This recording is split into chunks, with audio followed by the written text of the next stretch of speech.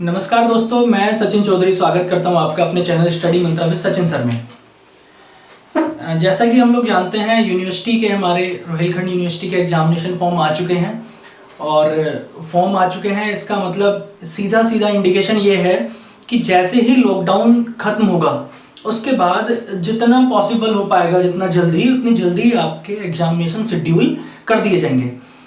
अब इस ऐसे समय में जब आपकी क्लासेस नहीं हो रही हैं तो हम लोग अपना पूरा पोटेंशियल लगाकर आप लोगों की हेल्प में लगे हुए हैं और आप लोगों से भी यही चाहते हैं कि आप लोग अपनी तैयारी करते रहें, जिससे आपका भविष्य जो है वो बना रहे। आपके अपने सुनहरा भविष्य आपके खुद के हाथों में है, तो तैयारी करते रहिए। चाहे वो मेरे चैनल के थ्रू, अपनी बुक्स के थ्रू, जैसे भी आप लोगों को अपनी तैयारी करनी है वो तरीका आपका अपना है और अपनी तैयारी करते। तो आज का जो टॉपिक है वो हमने लिया है एडर। चलिए तो let's start. Adder is a digital circuit that perform addition of two numbers. मतलब अगर हमें कंप्यूटर सिस्टम में दो नंबर का एडिशन परफॉर्म कराना हो तो हमारे पास एक डिजिटल सर्किट होता है जिसका हम यूज करते हैं एडिशन के लिए, उसका नाम है एडर। और एडर की जो पोजीशन है वो जो मॉडर्न कंप्यूटर सिस्टम है हमारे, उनमें होती है एएलयू। और इससे पहले जो था वो डिफरेंट सीपीयू के पार्ट्स में भी हो सकता था। चलिए, और अगर इसके क्लासिफिकेशन की बात करें तो एडर को दो पार्ट में डिवाइड कर दिया जाता है। First one half adder, second one full adder. Half adder और फुल एडर में बस एक बहुत छोटा सा डिफरेंस है कि जो हाफ एडर है वो दो सिंगल बिट को ऐड करने के लिए यूज होता है और फुल एडर तीन सिंगल बिट को ऐड करने के लिए यूज होता है। तो सिर्फ इतना सा डिफरेंस है हमारे इनमें एडर में, बाकी दोनों का काम जो है वो सेम ही है। दो सिंगल बिट से मतलब है यहां पर कि वो सिंगल बिट 0 होंगी, अदरवाइज 1 होंगी। और यहां 3 बिट से मतलब है 0 0 और 1। ये 1 0 1 भी हो सकता है, 1 1 0 भी हो सकता है, वो कोई भी कॉम्बिनेशन हो सकता है। 3 नंबर का कोई भी कॉम्बिनेशन और ये 2 नंबर का कोई भी कॉम्बिनेशन। तो अब बात कर लेते हैं हम हाफ एडर की। हाँ, तो half adder is capable of performing 2 single bit addition. चलिए तो अब एक लुक देख लेते हैं इसका। 2 सिंगल बिट का मतलब है कि वो सिंगल बिट बाइनरी पर डिपेंड होंगी, मतलब 0 या फिर 1। तो हमने लिया, पहले हम दो कॉम्बिनेशन ले लिया हमने, 0 एंड अनदर 0। 0 प्लस 0 मतलब 0, 0 प्लस 1, अगर एक डिजिट 0 होती है दूसरी डिजिट 1 होती है तब एडिशन हमारा मिलेगा 1 1 0, तब भी एडिशन 1। लेकिन अगर यहां होता है 1 प्लस 1 तब हमें एडिशन मिलेगा यहां से 2। 2 कोई बाइनरी डिजिट है नहीं, इसका मतलब इसका बाइनरी बनेगा, तो हमें बाइनरी मिलेगा इसका 1 और 0।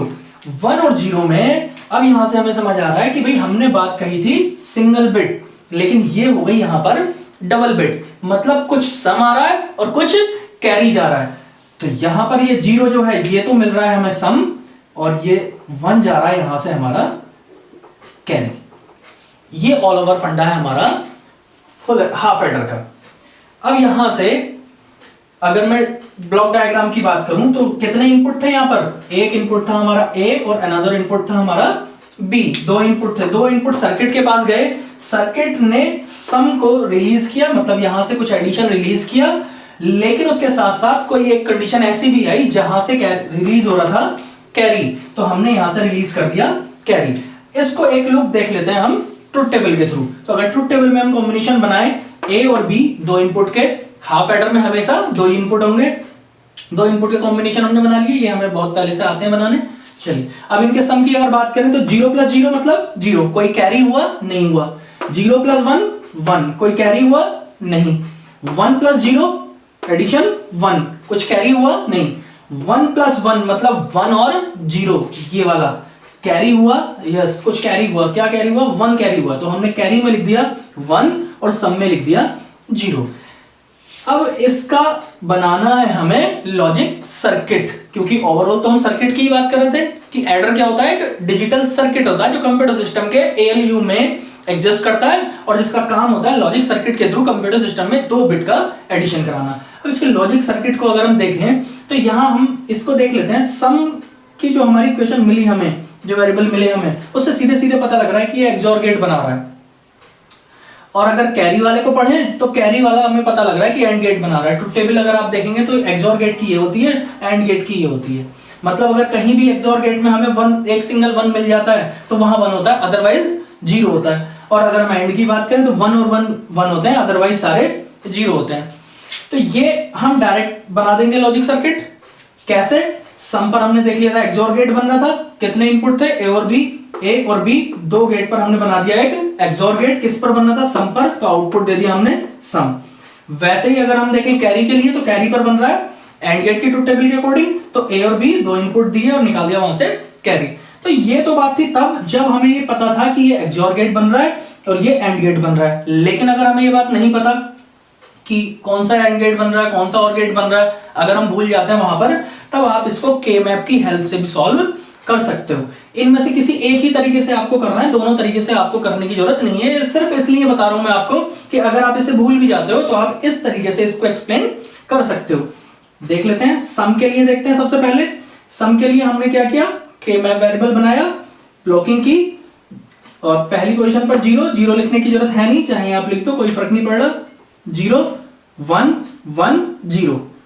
तो ये जो था जीरो को कंसीडर किया नहीं जाता, तो इस जीरो को भी कंसीडर नहीं करना, इस जीरो को भी कंसीडर नहीं करना, 1 को कंसीडर करना है केवल।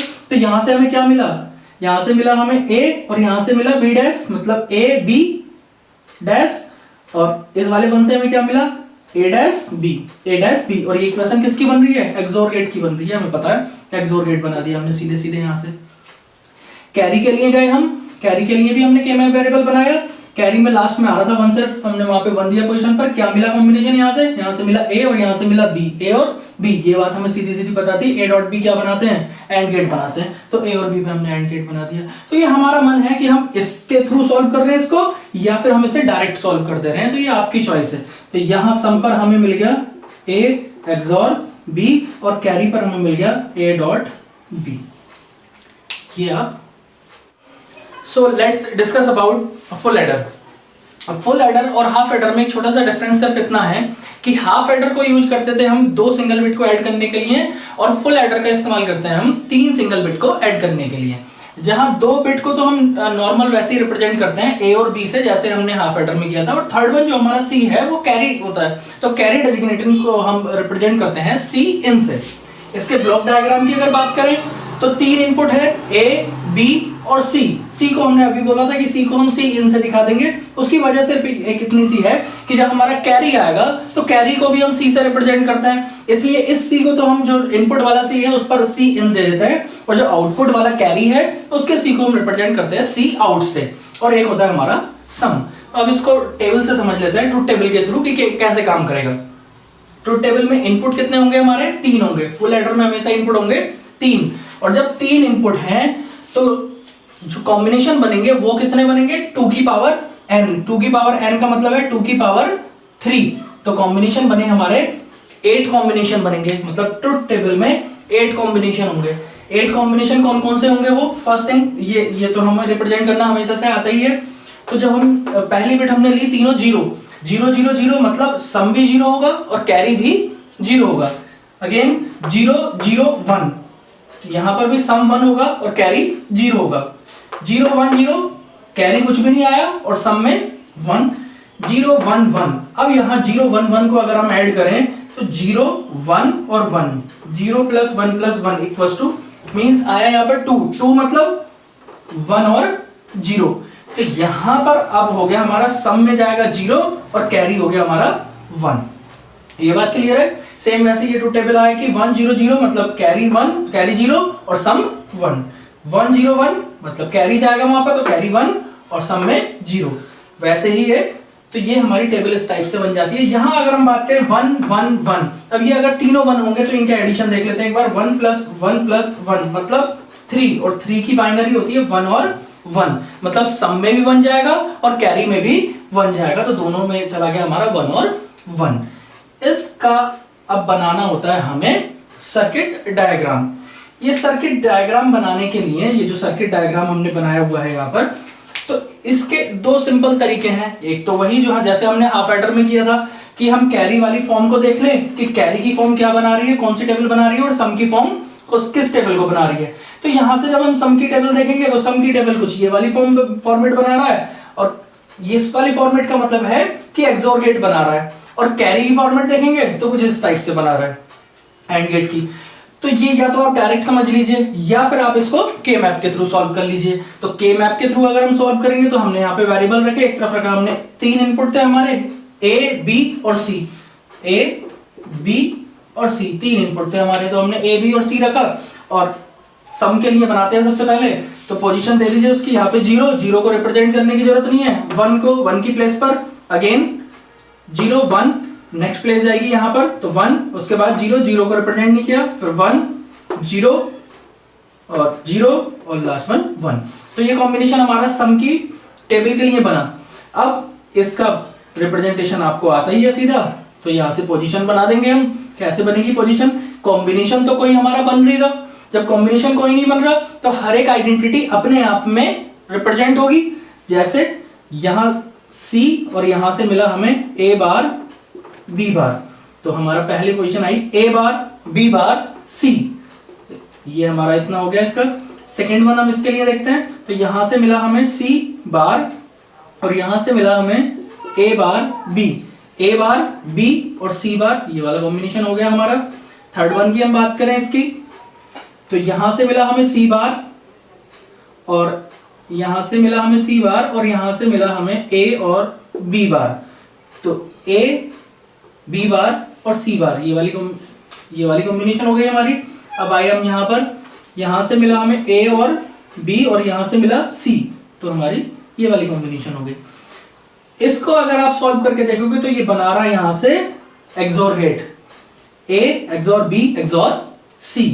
ऐसे ही अगर हम कैरी की बात करें तो जो कैरी वाली टेबल है, कैरी को रख लेंगे हम इस फॉर्मेट में, 0 पोजीशन 0, 1 पोजीशन पर 0, इस पोजीशन पर 0 और फिर आया 1 0 1 1 और 1।